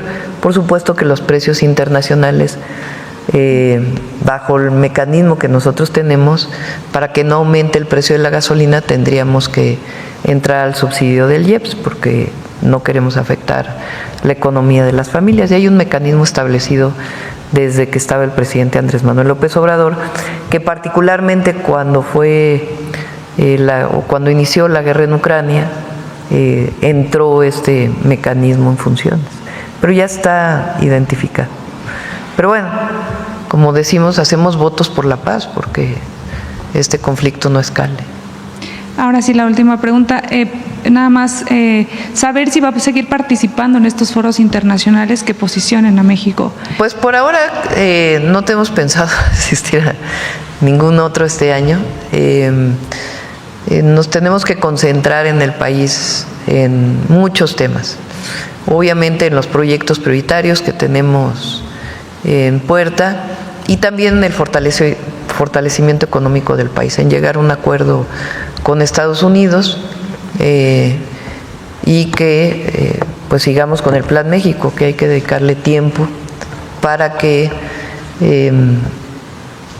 pues no haya esta incertidumbre que normalmente se genera en estas circunstancias. No la vive, esta incertidumbre de la que se habla, pues no la vive México, la vive el mundo entero, por las tarifas que ha decidido poner el presidente Trump y por el conflicto en Medio Oriente y también entre Ucrania y Rusia, que aún no se resuelve. Entonces todo eso pues genera incertidumbres, y nosotros lo que tenemos es que garantizar el desarrollo y la estabilidad económica del país.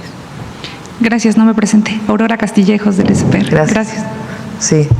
A ver, vamos allá atrás y luego para acá. Pedrero. Buen día, Presidenta. Manuel Pedrero, de los Reporteros MX. Este es el tercer evento internacional al que asisten en el continente, y de hecho ya le tocó las 3 áreas geográficas: Sudamérica, Centroamérica y Norteamérica. Preguntarle si estos 3 eventos internacionales, estas 3 cumbres entre países, le ha dado una perspectiva de México desde afuera, desde el extranjero? ¿Cómo ven los países? Ahorita nos contó de esta última cumbre, pero valdría la pena retomar. En todas, desde el primer G20 o del G20, primera cumbre que me tocó asistir en el G20, pues ahí el gran tema, porque teníamos unos días de haber entrado al gobierno, además de lo que significa la transformación que está viviendo México, pues es que México tenga una mujer presidenta. Eso es algo que reconoce todo el mundo y particularmente en las 3 cumbres en las que hemos estado. Pero sobre todo el reconocimiento también pues del apoyo popular que tiene nuestro gobierno y de pues el modelo de desarrollo por el que ha optado el pueblo de México. Entonces hay un reconocimiento muy importante hacia México y también es importante escuchar pues no solamente la opinión que tienen de México, sino lo que está viviendo cada uno de los países y en qué están poniendo sus esfuerzos para también pues México como una economía abierta pues tiene que estar atento a todo ello. Ahora, en estos eventos internacionales usted ha optado por una vía de transporte que es atípica entre jefes de Estado y jefas de Estado, que por cierto se le ha criticado inmensamente por lo mismo, el uso de los aviones comerciales. Y miren, si me fuera en avión de la defensa, me criticarían. Si me fuera en avión de marina, me criticarían. sí. Si voy en avión comercial, me critican. Si ando en un carrito en la ciudad, me critican. Si ando en camioneta en el país, me critican. Pues digo, quien no está de acuerdo va a utilizar cualquier argumento para criticar. Yo creo que hay una parte importante de viajar en vuelos comerciales. Uno se aísla cuando vuela en vuelos de la defensa. Los uso y uso vuelos de la Marina muchas veces cuando voy a transportarme en el país y que no hay vuelos comerciales o que quiero recorrer 3 estados en un fin de semana, porque salimos siempre viernes, sábado y domingo, por lo menos, pues a veces no hay el vuelo comercial que nos permita llegar a los 3 estados y tomamos el vuelo de la Secretaría de la Defensa o Secretaría de Marina, dependiendo, que son muy buenos pilotos y los aviones también están en excelentes condiciones. Pero viajar en vuelo comercial da una idea también de la recepción que tiene la ciudadanía frente a uno. Aunque es un sector el que vuela en el país, la gran mayoría del pueblo de México no tiene acceso a volar en avión. Entonces también es importante pues esta comunicación con la gente y la verdad hasta ahora pues ha sido muy buena recepción de todos los mexicanos, incluso extranjeros que nos reconocen. Solo para tenerlo claro en el radar, no se habló de una tentativa futura reunión con el presidente Trump. Hasta ahora no. Él, repito, me dijo, ¿por qué no pasa por Washington? Regresando, le dije, pues no podemos en este momento. Se dará esta reunión. Vamos a ver el mejor momento. Pues lo importante es que se llegue a un acuerdo. Y al revés, ¿sería invitado a México, a Palacio Nacional? Pues podría ser, pero vamos primero llegando a este acuerdo, que es lo que todo México y la gran parte de Estados Unidos también desea, y el mundo entero, que se logren acuerdos en este sentido, en el marco de lo que el presidente Trump ha hablado en la parte comercial, ¿no? Y a nosotros pues nos interesa, a ambos países nos interesa el tema de seguridad. Nosotros siempre hemos puesto como condición el respeto mutuo y el respeto a nuestra soberanía, pero hay muchas áreas donde se puede coordinar esfuerzos. El tema de migración, a ellos les interesa obviamente disminuir el paso hacia su frontera, que es algo que se ha logrado, y a nosotros nos interesa mucho el reconocimiento de los mexicanos en Estados Unidos también, y el tema de comercio, que es fundamental para pues dar certidumbre de largo plazo. Para finalizar, Presidenta, en Reporteros MX hemos hecho un seguimiento de estas protestas que se han dado en Los Ángeles, California, y en algunas fotografías que incluso fueron retomadas por el gobierno del presidente Trump a través de las cuentas del Homeland Security, se ve pues esta fotografía donde hay un protestante con máscaras de la muerte de Misfits sosteniendo la bandera mexicana, y en una de estas patrullas destrozadas está escrito una leyenda, obviamente vandalizada por aquellos protestantes, que dice Ébola 3. Julius Evola fue un pensador italiano fascista, politólogo fascista, que fue muy amigo de Benito Mussolini y que actualmente dentro del debate público de los Estados Unidos es recurrentemente utilizado por el MAGA, el Make America Great Again. De manera que pues parecería contradictorio que los mexicanos por alguna razón escribieran en estas patrullas, o como lo quiere dar a entender los medios de comunicación en Estados Unidos, que son mexicanos escribiendo el nombre de pensadores italianos, como que no suena muy sí, de nuestros un estudio muy interesante que hicieron. Yo lo dije 2 veces, es una provocación. O sea, no es... Uno siente orgullo cuando ve la bandera izarse frente a una injusticia, pero no es, primero, la violencia no es la forma. Entonces nosotros no podemos caer en ninguna provocación, no podemos enaltecer una escena violenta en donde se usa la bandera. Eso no. Toda la vida hemos luchado pacíficamente. Entonces no podemos estar enalteciendo esas imágenes. Enaltecemos nuestra bandera y nos sentimos orgullosos de la bandera, pero siempre hay que usarla en espacios pacíficos, no esta forma violenta, que además, pues ahora sí que tiene toda la facha de provocación, más con lo que mencionas. Se parece un montaje para hacer mal, ver mal a los mexicanos o justificar acciones más violentas. Entonces, pues nosotros también en nuestro país tenemos que ser muy responsables. Entonces, hay libertad, nadie va a poner censura, pero sí pensar muy bien qué promovemos y qué no. Y me parece que es responsable decir, la violencia no, actos violentos no. No, de este tema en particular no. Sí hablé de la importancia que debe haber del reconocimiento a los mexicanos que trabajan honestamente en los Estados Unidos. Ahorita que mencionó la palabra montaje, Carlos Loret estuvo viene en el detector del día de hoy. Sí, adicionalmente le hizo una entrevista a la alcaldesa de Los Ángeles, no sé si tuvo oportunidad de verla, sí. Y ella misma reconoce que es una provocación de Kristi Noem de adjudicarle las protestas en California. No sé si tengo... Primero, pues, ya hablamos de eso en su momento, es falso eso que se pretendió hacer y que aquí la derecha casi fueron los promotores de eso.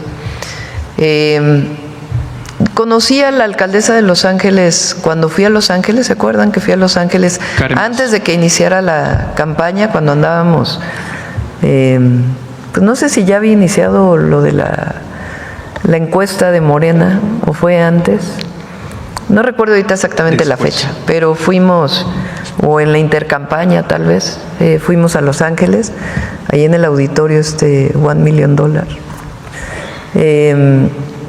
Y allí tuve oportunidad de conocerla, es una mujer muy progresista, digamos, y pues yo había sido jefa de gobierno, había mucha comunicación con la ciudad de Los Ángeles y hubo oportunidad de conocerla. Ella se refiere a eso en la conversación. Muchas gracias, Presidenta. Gracias. A ver, vamos acá y luego ya no nos va a dar mucho más tiempo. Lo dejamos. Ya pasaste hace poco, reina. No. A ver acá. La libre expresión. Gracias, Presidenta. Celsin Juárez, de noticiasdefrente.com. En el marco del G7, ayer algunos comunicadores y miembros de la oposición en redes tacharon al presidente de Brasil, Lula da Silva, de misógino por la forma en la que la tomó de la mejilla. ¿Usted qué opina? ¿Usted cómo sintió este saludo? A ver, los brasileños y particularmente el presidente Lula, así abraza a todo el mundo. Si ustedes vieran cómo abraza, es una expresión de de amistad, no lo tomo como algo un ataque ofensivo. Machista, misógino.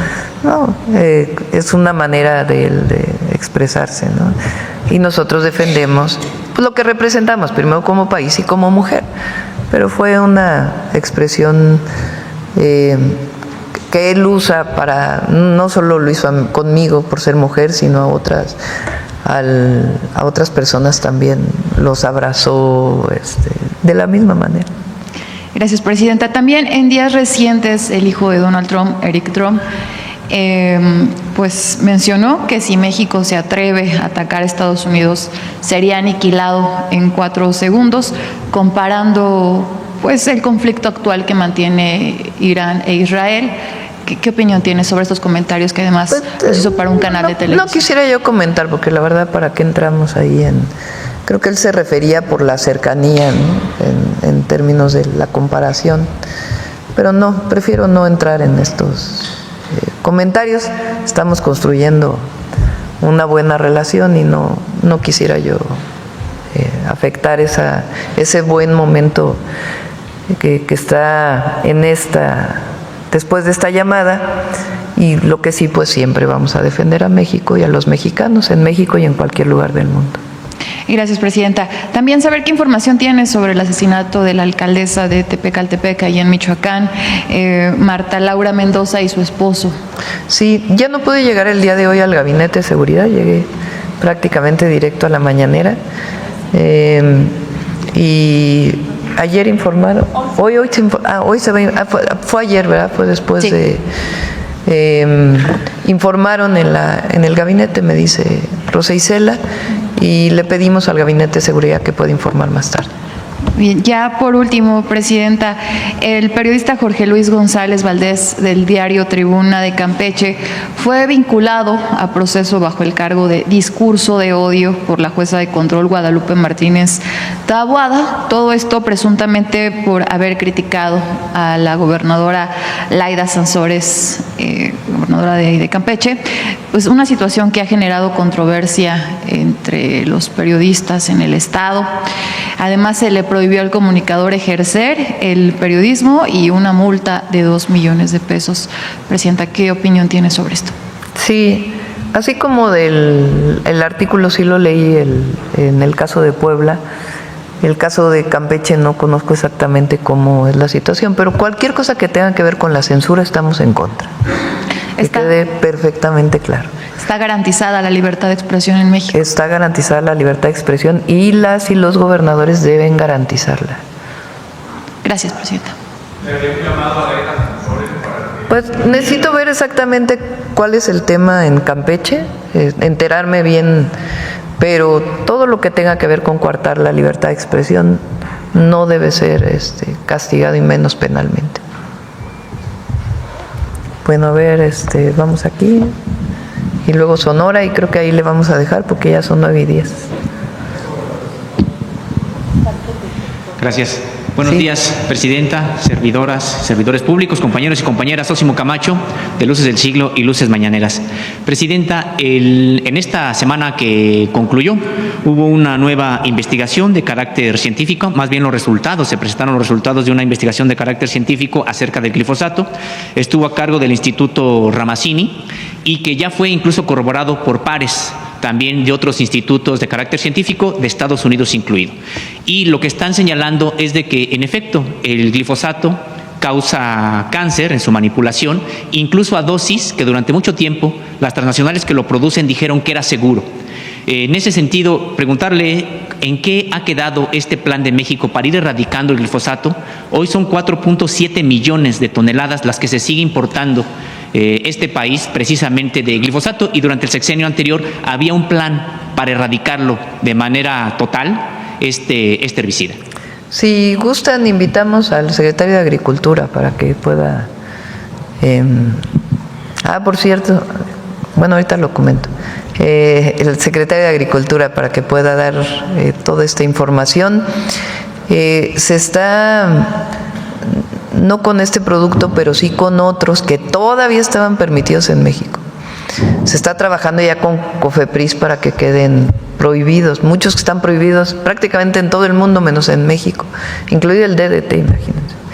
Entonces van a salir una serie de productos que ya COFEPRIS va a establecer que está prohibida su venta.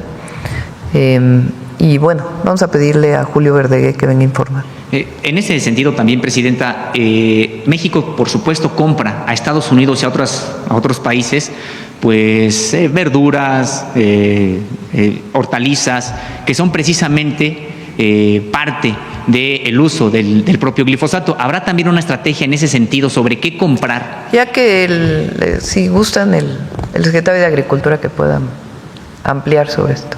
Muy bien. Presidenta, en Luces del Siglo hemos profundizado las investigaciones sobre los tribunales unitarios agrarios. Yo aquí alguna vez le planteé lo de los magistrados. Sí, lo estamos revisando también eso. Pero estábamos esperando que pasara. ¿Qué pasará? La reforma al Poder Judicial, la votación. Y sobre todo para los nuevos para poder nombramientos. También en el Tribunal de Justicia Administrativa faltan nombramientos. Lo que quiero comentarle con respecto de los tribunales unitarios agrarios es de que, bueno, pues hemos detectado que los secretarios de acuerdos, que son los segundos precisamente en estos tribunales unitarios agrarios, se han hecho también de derechos agrarios, parcelarios, en ejidos, en comunidades agrarias donde ellos tienen jurisdicción, es decir, se convierten precisamente en posesionarios, avecindados o incluso ejidatarios y empiezan a obtener derechos parcelarios por cientos de hectáreas donde ellos precisamente deben de impartir justicia. Hoy, para no extenderme, solamente le voy a exponer un caso de Joel Romero Rodríguez, secretario de Acuerdos del Tribunal Unitario Agrario de Guasave, Sinaloa, quien se hizo de 27 derechos parcelarios por 200 hectáreas en 2 ejidos de su jurisdicción. Sin embargo, Presidenta, resulta que también su hermano, Leonel, es secretario de Estudio y Cuenta de otro tribunal unitario agrario, en este caso de Celaya, y también ellos, estos 2 hermanos, son cuñados de Eugenio Ayala Armenta, titular del Tribunal Unitario Agrario de Durango. Es decir, se trata de una serie de conflictos de interés, que solamente en este caso le presento uno, y que terminan incluso amparándose para no ser reubicados cuando llega el tiempo de ser reubicados de manera legal. Argumentan incluso estar enfermos, meten licencias médicas, precisamente para no ser reubicados pasan los meses y muchas veces hasta se desisten y ya los dejan en esos lugares donde han acumulado intereses, poder y también tierras, en este caso de los secretarios de los... No, pues hay que revisarlo. De ser cierto, pues tiene que procederse. Sí, de hecho es información que hemos obtenido del propio registro agrario. Pásanos la información y con gusto lo revisamos, por supuesto. Presidenta, en otro tema, hace algunas semanas publicó Diario Red pues los saldos de la deforestación en México. En 20 años, México ha perdido 4.77 millones de hectáreas de bosque. Se trata de un territorio más grande que Bélgica o 2 veces El Salvador. Esto en 20 años. La tasa precisamente de deforestación es de 207.665 hectáreas al año. Sin embargo, en el sexenio pasado, bueno, pues hubo una reducción, quedó en 183.882 hectáreas perdidas de bosque. Sin embargo, bueno, pues sigue siendo todavía una pérdida muy importante. Preguntarle si su administración tiene alguna meta en este sentido para reducir la deforestación que ocurre en México. Voy a pedirle a Alicia Bárcenas que pueda venir a la mañanera. Me presentaron hace 2 semanas porque pedí, estamos haciendo un estudio de imagen satelital para ver el impacto de Sembrando Vida en la revegetación del territorio nacional. Y están haciendo un estudio muy detallado. Hay imágenes de satélite que tiene la Secretaría de Agricultura y CONAFOR, inclusive casi parcela por parcela. Son muy importantes los resultados de Sembrando Vida. Lo vamos a traer aquí porque hay imágenes de cómo había terrenos pues que en algún momento habían sido agostaderos, que se habían dedicado al ganado, se habían deforestado, estaban abandonados y cómo hoy se empieza a ver la revegetación de todas esas parcelas. Y al mismo tiempo en otras zonas donde no está sembrando vida, cómo ha aumentado la deforestación. Entonces hay una reducción en los últimos 6 años de la tasa de deforestación en el país, muy importante, en el periodo del presidente López Obrador, y al mismo tiempo la revegetación de una buena parte del territorio. Entonces, vamos a traer a Semarnat en cuando termine este estudio, junto con Sembrando Vida, para que ustedes puedan ver estas imágenes y los números, que son pues realmente un resultado ambiental muy importante, y al mismo tiempo, además de fortalecer Sembrando Vida, de garantizar, pues además de que está garantizado en la Constitución, fortalecerlo, estamos trabajando para evitar la deforestación y revegetar a través de otros mecanismos zonas que fueron deforestadas. Sí, yo creo que en un mes ya está completamente listo y las imágenes son realmente impresionantes, de muchísimas. Estamos hablando, pues son 1 millón de hectáreas, entonces estamos hablando de cientos de miles de hectáreas que claramente se ve el incremento. En otras partes, digamos, ya eran zonas boscosas donde se incrementó el café de sombra, entonces no se ve tanto desde la imagen, pero otras sí son muy impresionantes. Presidenta, en ese sentido, mucho de lo que se está hoy deforestando tiene que ver con el cambio de uso de suelo, que es parte de lo que pudimos nosotros acreditar en esta investigación. Es decir, ejidos y comunidades que se transforman el uso de suelo para que puedan realizarse ahí tanto proyectos turísticos, proyectos de desarrollo, proyectos de urbanización. Por eso también la duda es preguntarle si el propio Plan México está armonizado en este sentido para no seguir incrementando la tendencia de deforestación en el país. La mayor parte del cambio de uso de suelo para deforestación es hacia uso agrícola. Ya después de que es uso agrícola, normalmente, bueno, no normalmente, en algunos casos, donde ya hubo el cambio a uso agrícola, entonces entra la urbanización. Hay zonas en la zona metropolitana del Valle de México, características de esta situación, incluso en el sureste, particularmente en Quintana Roo, en ciertas zonas. Entonces, sí se está trabajando en ello y obviamente el Plan México, pues tiene que ver con sustentabilidad. No puede, ya en ningún lugar del mundo se plantea el desarrollo afectando la naturaleza. Presidenta, tomé asiento para no obstaculizar el trabajo de mis compañeros de cámaras, pero un último tema que quiero plantearle tiene que ver con el ejido de Carrizalillo, en Guerrero.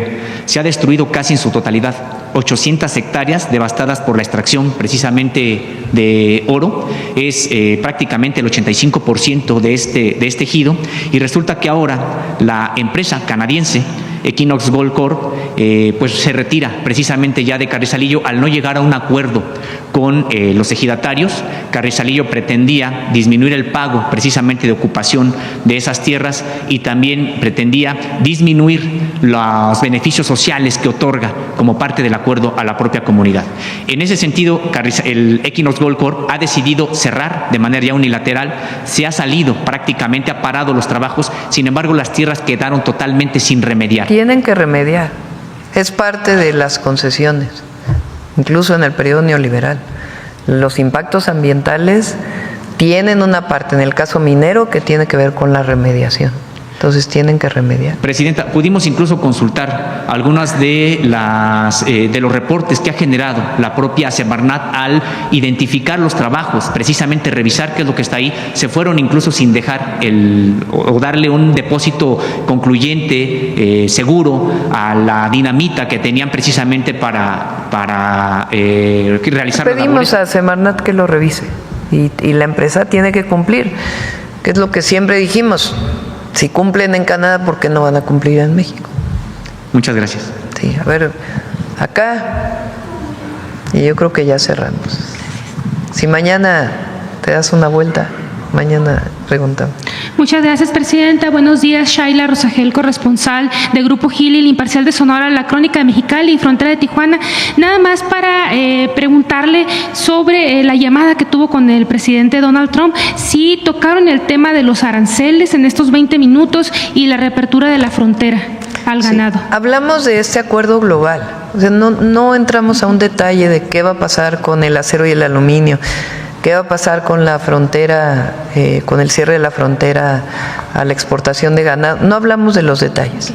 El acuerdo que tuvimos es llegar a un acuerdo global en el muy corto plazo en los 3 temas, que pues permita que ya no tengamos estas sorpresas de una u otro tema, sino que generemos un acuerdo global. Y él estuvo de acuerdo. Fue una propuesta que yo le hice y estuvo de acuerdo.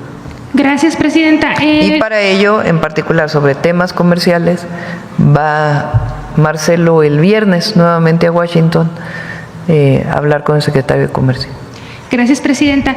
En su conversación con el primer ministro de Canadá, preguntarle si hablaron sobre el tema arancelario que de Estados Unidos con sus socios, cómo lo que ha sucedido con sus socios México y Canadá, y si cuando hablaron sobre el tratado de comercio, la revisión que se dará en 2026, si hablaron de algún cambio, algo importante que se vaya a modificar en este tratado. Yo creo que es importante. Digo, obviamente está las opiniones y lo que ha estado haciendo el presidente Trump. El Tratado de Libre Comercio para los 3 países es ley. O sea, fue aprobado por los congresos. Entonces, está pactada una revisión en el 2026. Así dice, así está escrito en el Tratado Comercial. Entonces, lo que se ha hecho ahora por parte de Estados Unidos para poder poner aranceles es utilizar la seguridad nacional para, digamos, darle la vuelta al tema del tratado. Ese es legalmente como ellos han estado resolviendo esto que es ley. Entonces coincidimos, el primer ministro de Canadá y su servidora, pues de que en efecto es ley, ¿verdad? No es que tendría que revertirse esa ley aprobada por un Congreso para que dejara de funcionar. Y lo importante pues es que viene un proceso de revisión, que nosotros queremos que sea revisión, pero evidentemente frente a las decisiones que tome el presidente Trump, pues tenemos que estar en diálogo. Eso es lo que nos corresponde siempre, nunca cerrar las puertas de diálogo, sino estar buscando diálogo para poder resolver cualquier problema que haya en relación con nuestra relación.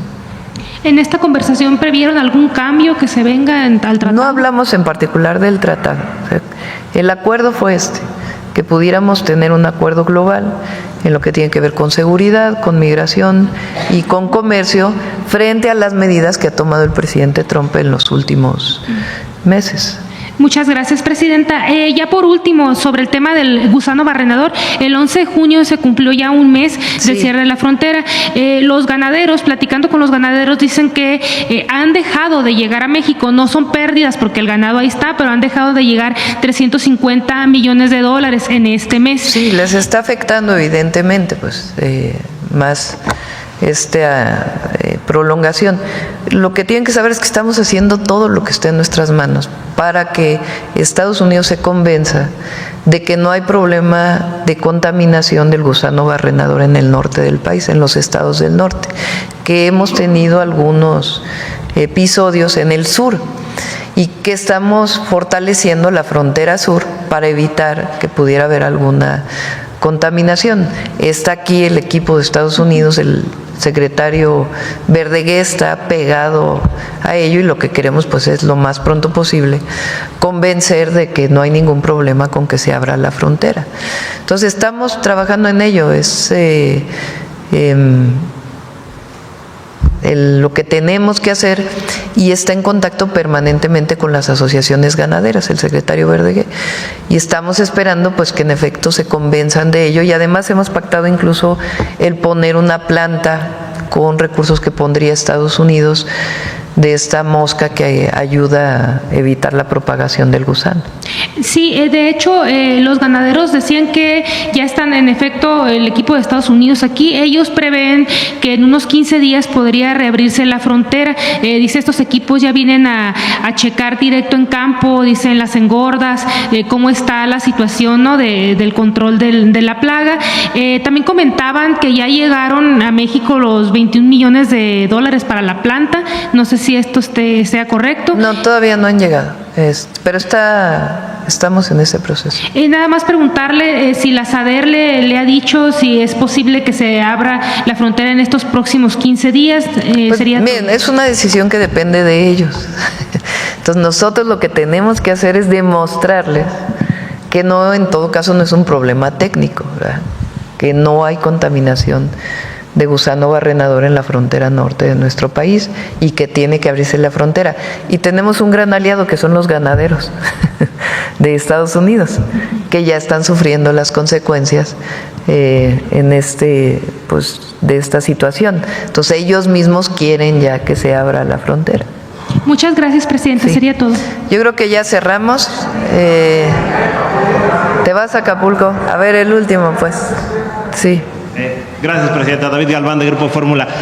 Rápidamente, nada más, ¿qué nos puede comentar acerca de este reforzamiento de seguridad que se ha realizado en Sinaloa? Vimos al secretario Omar García Harfuch precisamente publicando en sus redes sociales y hablando de este despliegue, de este reforzamiento que se espera precisamente para detener pues esta violencia en medio del fuego cruzado entre dos cárteles. Y por otra parte, finalmente, preguntarle respecto a cuál es su mensaje a los mexicanos, a la comunidad mexicana, respecto a estas redadas que están realizando en Estados Unidos. Hay mucha preocupación, la gente sin papeles pues está evitando prácticamente salir de sus casas en la zona de California, en la zona de Pomona, de Fontana. ¿Qué les diría y cómo ve que supuestamente se está pues adelgazando o se está disminuyendo las medidas a partir de la presión que hubo del sector agrícola, del sector hotelero, pues para decir que pues no les pueden seguir deteniendo a las personas que son pues quien sostiene precisamente estos sectores en Estados Unidos? Muchas gracias. La primera pregunta, perdón.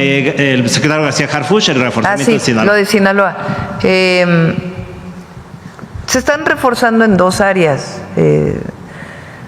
Ustedes saben que esta situación, digamos, de enfrentamiento de estos grupos delictivos o de este grupo delictivo o partes de lo que era un solo grupo delictivo, pues se desató a partir de de una detención en Estados Unidos, que nunca se aclaró y que hemos pedido que se aclare y que nunca ha acabado por aclararse. Entonces, ¿qué hacemos nosotros? Esencialmente es proteger a la población. Y lo que buscamos es con dos elementos centrales. Uno, presencia. Entonces se está analizando permanentemente la presencia de la Guardia, de áreas de la Secretaría de Seguridad Ciudadana, de la propia Policía Estatal y Municipal, de la Defensa, de la Marina, y por otro lado inteligencia que permita pues cumplir órdenes de aprehensión. Entonces se están reforzando las dos áreas y está trabajando el gabinete permanentemente. Sabemos que ha sido una situación difícil para las y los sinaloenses y estamos pues trabajando día y noche para poder garantizar la paz en este estado. En cuanto a las redadas en Estados Unidos y pues... Sí, miren, por supuesto es el diálogo en este marco que estamos planteando. Segundo, pues nuestro apoyo, solidaridad y decir públicamente que no estamos de acuerdo. Y tercero, el fortalecimiento de nuestros consulados. Estamos, por cierto, quiero reconocer el trabajo del cónsul de Los Ángeles, que ha estado haciendo muy buen trabajo y lo estamos apoyando para que pueda seguir haciéndolo. Y de otros cónsules también. Viene el cambio de los consulados en unos meses, porque algunos tienen que pasar por el Senado para fortalecer. Pero estamos fortaleciendo toda la comunicación con la comunidad mexicana allá, para que sepan qué hacer. Agradecemos a Demián Bichir, ¿verdad? Que grabó un mensaje para poder dar la información de qué hacer, en qué casos. Estamos fortaleciendo el teléfono, el apoyo legal, las visitas a los centros de detención para garantizar que tengan el apoyo legal que requieren los mexicanos y toda la información que podemos dar para la protección de los mexicanos en Estados Unidos. Entonces estamos en estos tres niveles trabajando y pues haciendo todo lo que podemos hacer para proteger a nuestra comunidad, que se merece todo, y que lo que no se merece es que haya esta discriminación y este llamado de que son criminales. Por cierto, no es solo a México, porque hay que decirlo. O sea, es a una comunidad muy importante de migrantes de distintos países que viven, en particular en California, en Chicago y en Nueva York. Ahora, como México pues tiene esta historia con Estados Unidos, pues hay muchos más mexicanos, pero no son los únicos afectados. Y nosotros pues estamos evidentemente hablando por toda la comunidad de migrantes, pero en particular lo que nos corresponde pues es la defensa y el apoyo a la comunidad mexicana. ¿Será prioridad en las conversaciones de migración, Presidenta? Sí, nosotros vamos a plantear, tiene que haber un reconocimiento lo ha hecho el presidente Trump, lo hizo cuando se firmó el tratado, cuando el presidente López Obrador estuvo en Washington, en la Casa Blanca, que se firme el tratado. El presidente Trump se refiere de una manera de mucho reconocimiento a la comunidad mexicana en Estados Unidos. Entonces ayer pues lo que le planteé fue eso. Hay una comunidad mexicana muy grande en Estados Unidos que trabaja todos los días por el bienestar de su país y que son personas honestas, trabajadoras, que lo único que hicieron fue irse a los Estados Unidos para poder garantizarle una mejor vida a sus familias. Entonces, queremos que sea parte de estas conversaciones el reconocimiento de los mexicanos en Estados Unidos y continuar con este diálogo y la protección a nuestra comunidad. Bueno, vamos con el detector de mentiras, ya se alargó mucho. Mañana nos vamos a ver. Mañana. Con su permiso, Presidenta, buenos días a todas y todos. La elección judicial continúa siendo pretexto para las mentiras. Las voces que intentaron descalificar a la reforma judicial ahora intentan desacreditar al Instituto Nacional Electoral, que declaró la validez de los comicios que permitieron que las y los ciudadanos eligiéramos a juezas, jueces, magistradas, magistrados, ministras y ministros.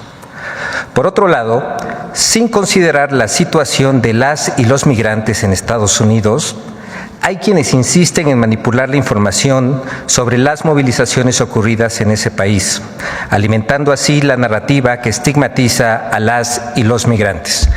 Veamos el video del detector de mentiras de esta semana.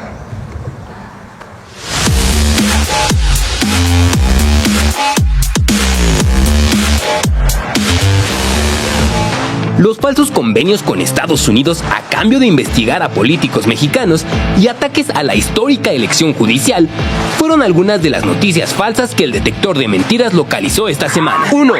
Estados Unidos ofreció alivios arancelarios a México a cambio de investigar políticos de alto nivel. ¡Mentira! La Oficina de Asuntos del Hemisferio Occidental de los Estados Unidos y el embajador de dicho país en México, Ronald Johnson, señalaron que es categóricamente falso sugerir que Estados Unidos ofreció a México alivio arancelario a cambio de investigar a políticos de alto nivel. Además, aseguró que Estados Unidos y México siguen colaborando para combatir a los cárteles y a los actores corruptos que lo habilitan. 2. La Secretaría de Seguridad y Protección Ciudadana se incorporará a la Unidad de Investigación de Tráfico de Armas de Estados Unidos. ¡Mentira!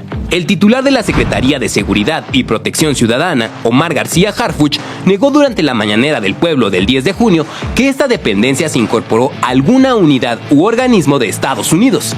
Además, destacó que la colaboración existente con la Unidad de Investigación de Tráfico de Armas estadounidense es a través de la Fiscalía General de la República. No, la Secretaría no se incorpora a ninguna unidad ni a ningún organismo de Estados Unidos. Obviamente tenemos colaboración con ATF, como lo tiene Fiscalía General de la República, pero no hay ninguna integración a ninguna unidad, ni hay un grupo específico de la Secretaría de Seguridad que atiende este tema. Hay un grupo en la Fiscalía General de la República que atiende el tema directamente con ATF, pero no es la Secretaría. 3. Montaje en las protestas de Los Ángeles.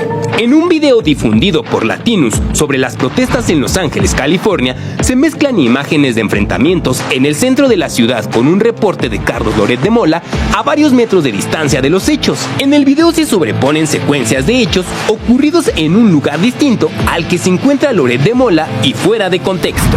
Es la misma zona de guerra en la que estaban otra vez, oportunista. Nadie te quiere. ¿Cómo se siente ser traicionero y traidor?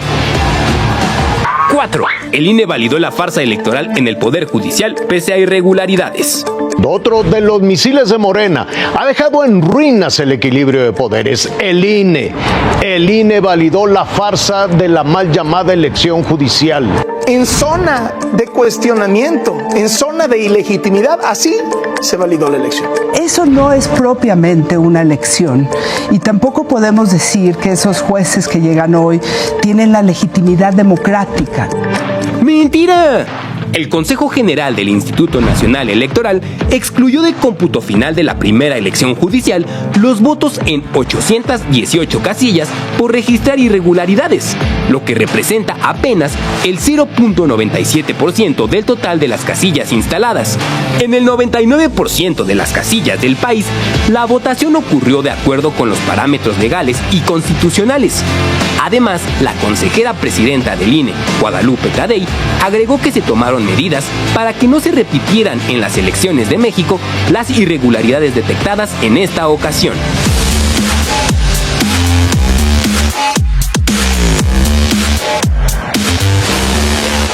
Muchas gracias. Hasta la próxima, Presidenta. Por favor, a los habitantes de Oaxaca, de Guerrero, de las costas, estén muy pendientes de la información del huracán Eric. Vamos a estar informando durante todo el día, que se resguarden en sus casas, si están cerca de ríos, de lugares inundables, que se acerquen a los albergues, que no utilicen sus embarcaciones y que estén muy atentos a la comunicación. Está ahí ya Defensa, Marina, Protección Civil, todos atentos para apoyarles y resguardarles. Entonces, que estén muy atentos, por favor, y que nos ayuden ustedes también a comunicar. Muchas gracias a todas y a todos.